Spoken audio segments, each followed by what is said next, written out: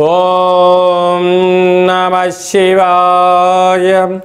ఓం నమో నారాయణాయ. కర్మ నివారణ నరదృష్టి నివారణ కాళభైరవాయ నమో నమః. ఓం కాళకాలాయ విద్మహే కాళాతీతాయ ధీమహి తన్నో నరదృష్టి నివారణ కాళభైరవ ప్రచోదయాత్. హరి ఓం. మా ఛానల్కి స్వాగతం. చూస్తున్న వీక్షకులకు ప్రేక్షకులకు ప్రియ కాల భైరవ బంధువులకి స్వాగతం పలుకుతూ మమ్మల్ని ఎంతగానో ఆదరిస్తూ ఉండబడినటువంటి ప్రియ సోదర సోదరీమణులకు సనాతన ధర్మ సంరక్షకులకు జ్యోతిష్య అభిమానులకు అందరికీ కూడా జ్యేష్ఠమాస అమావాస్య సందర్భంగా ఆ మహాదేవుడి యొక్క ఆశీస్సులు కాలాన్ని శాసింపజేసే శక్తి కాలభైరవుడికి ఉంటుంది కనుక అందరికీ విద్యార్థులకు మంచి విద్య, ఉద్యోగస్తులకు ఉద్యోగము, వ్యాపారస్తులకు జనాకర్షణ, సంపూర్ణమైన వారు ఎవరైతే ఏ వృత్తులు అయితే చేస్తుంటారో అన్ని వృత్తులలో విజయం సాధించాలని కోరుకుంటూ మనసారా కాళభైరవ స్వామి వారిని కోరుకుంటూ ఆశీర్వచనం. 16/6/2025 నుండి 30/6/2025 వరకు పుట్టినటువంటి వారందరికీ కూడా ముందస్తుగా జన్మదిన శుభాకాంక్షలు. గతంలో వివాహం చేసుకున్న వారికి వివాహ వార్షికోత్సవ శుభాకాంక్షలు. ద్వాదశ రాశుల్లో గ్రహ గమనాన్ని ఒకసారి వీక్షింపచేద్దాం. మేషరాశిలో శుక్ర భగవానుడు సంచార స్థితి, మిథున రాశిలో త్రిగ్రహ కూటమి సంచార స్థితి, రవి బుధులు కలిసి ఉండడం వల్ల బుధాదిత్య రాజయోగము, రవి గురువులు కలిసి ఉండడం వల్ల విపరీతమైనటువంటి ఐశ్వర్య యోగము. సింహరాశిలో కుజ భగవానుడు కేతు భగవానుడు, కుంభరాశిలో రాహు భగవానుడు, మీనరాశిలో శని భగవానుడు.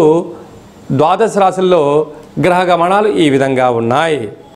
మిథున రాశి వారికి జ్యేష్ఠమాస బహుళాష్టమి అమావాస్య సందర్భంగా ఎలాంటి విధి విధానాలు పాటించడం వలన ఐశ్వర్యం ఆనందం మిథున రాశి వారు సొంతం చేసుకోవచ్చో ఈ వీడియోలో తెలుసుకుందాం. మిథున రాశిలో ఏ నక్షత్రాలు వస్తాయిగా మృగశిర నక్షత్రంలోని 3వ పాదం, 4వ పాదం, ఆర్ద్ర నక్షత్రంలోని 4 పాదాలు, పునర్వసు నక్షత్రంలోని 1, 2, 3 పాదములు కలిపితే మిథున రాశి. రాశాధిపతి బుధ భగవానుడు రాశిలోనే స్వక్షేత్ర సంచార స్థితిలో ఉండడము మిథున రాశి వారికి చాలా మంచి కాలంగా భావించవచ్చు. ఆత్మకారకుడు రవి, బుద్ధికారకుడు బుధుడు కలిసి ఉండడం వలన బుధాదిత్య రాజయోగము అంటారు. కనుక ఏదైతే పనులు చేస్తున్నారో ఇంట్లో వారి యొక్క సహాయ సహకారాలు, సమాజంలో బంధుమిత్రుల యొక్క ఆలోచనలు, బ్యాంకు యొక్క లావాదేవీలు, ప్రభుత్వం యొక్క పరిస్థితులు మీకు అనుకూలించే యోగ్యత ఉంది. అక్కడే దేవగురు బృహస్పతి కూడా ఉండడం వలన ఆధ్యాత్మిక చింతన, తల్లిదండ్రుల యొక్క సేవ, భగవంతుడి యొక్క కృప కటాక్ష వీక్షణ వలన శత్రువులను తగ్గించుకోగలిగితే అంతా కూడా అదృష్టం మిథున రాశి వారి సొంతం అయ్యే పరిస్థితి ఉంటుంది. అలాగే తృతీయంలో కుజ భగవానుడు కేతు సంచార స్థితి ఉండడం వలన వీలైనంత వరకు తల్లిదండ్రులతో, అత్తమామలతో, అన్నదమ్ములతో, పార్ట్నర్షిప్ వ్యవహార కార్యక్రమాలతో, సన్నిహితులతో ప్రేమగా ఉండండి, మౌనంగా ఉండండి. వారు ఏదైనా చెప్తే వినే ప్రయత్నం చేయండి. అప్పుడు మీకు పెద్ద పెద్ద సమస్యలు వాటంతటికి అవే తొలగిపోయే పరిస్థితి అధికంగా ఉంటుంది.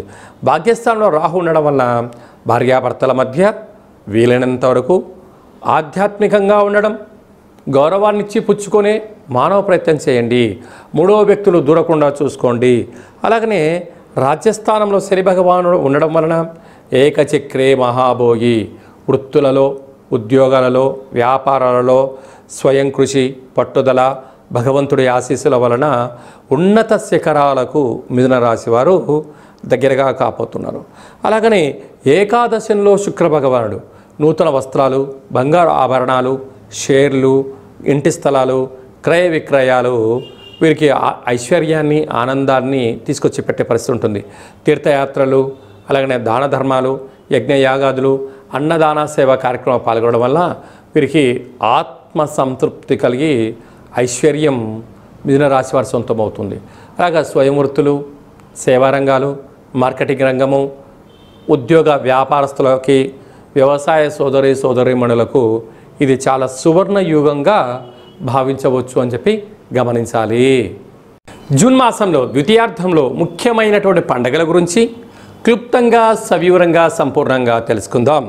19వ తారీఖున జ్యేష్ఠమాస బహుళపక్ష అమావాస్య, అక్కడ విశేషంగా ఉత్తరాభాద్ర నక్షత్ర సందర్భంగా, మరియు 25వ తారీఖు 6/2025 జ్యేష్ఠమాస బహుళ అమావాస్య, అక్కడ బుధవారం రావడము, మృగశిర నక్షత్రము, ఆర్ద్ర నక్షత్ర సందర్భంగా మనము వీలైనంత వరకు స్వామివారి యొక్క స్మరణ ధ్యానము, ఇంట్లో ఒక కూష్మాండ దీపాన్ని లేక నారికేల దీపాన్ని లేకపోతే నింబకుష్మ దీపాన్ని ఏర్పాటు చేసుకొని గతించిన పెద్దవారిని స్మరించి వారి పేరు పైన కాకి పక్షిరాజు వారికి కానీ, సునకపు మహారాజు గారికి కానీ, బ్రాహ్మణుడికి కానీ యథాశక్తిగా దానం చేయడం వలన సంపూర్ణంగా కాలాన్ని శాసింపజేసే శక్తి కాలభైరవుడికి ఉంటుంది. కనుక మనం ఏదైతే అనుకుంటున్నామో అన్నింటా విజయం మన సొంతం అవుతుందని చెప్పి గమనించాలి.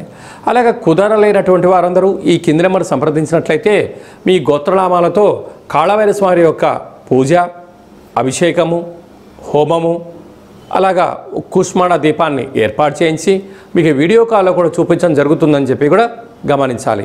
ఇంకనూ మనం విజయం సాధించగలగాలి అన్నట్లయితే ఈ యొక్క పాత్ర కంచు పాత్ర అంటారు. అంటే ఈ పాత్రలో విశేషమైనటువంటి యంత్రాలను అచ్చు వేయడం జరిగింది. ఈ పాత్రను మనం ఇంట్లో పెట్టుకొని ప్రతిరోజు ఉదయం కానీ సాయం పూట కానీ ఇలా శబ్దం చేయడం వల్ల ఓంకార శబ్దం రావడం జరుగుతుంది.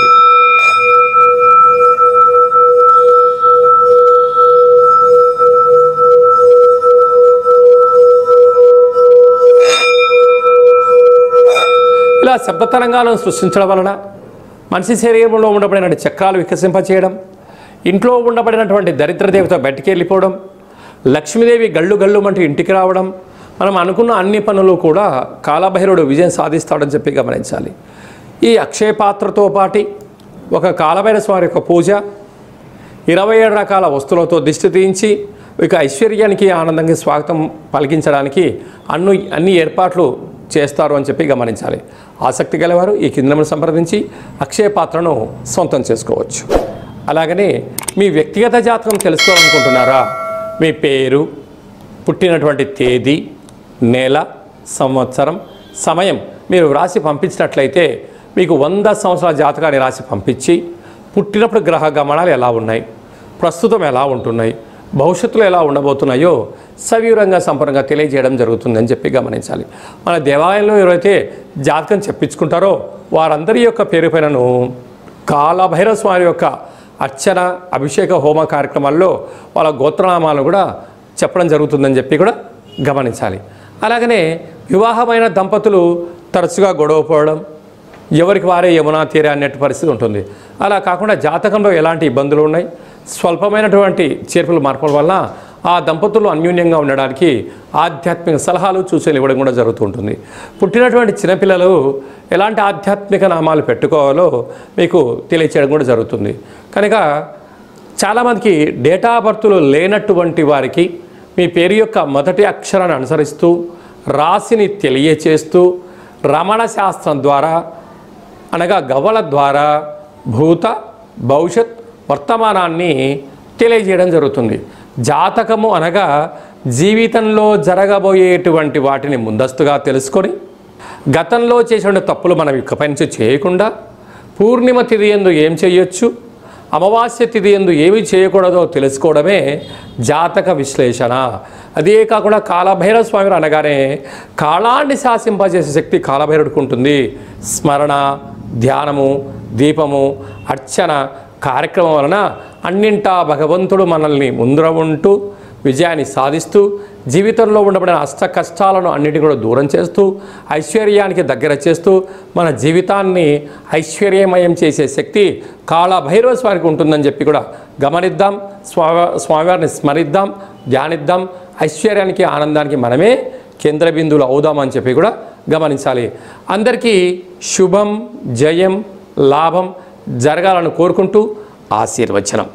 ఓం శతమానం భవతి శతాయ పురుష సతేంద్రియ ఆయుష్యేవేంద్రియే ప్రతిష్టతి ధనం ధాన్యం బహుపుత్రలాభం శత సంవత్సరం దీర్ఘమాయు సర్వే జనా సుఖినో భవంతు లోకా సమస్తా సుఖినో భవంతు సర్వం కాళభైరవ దేవతార్పణమస్తు. హరి ఓం.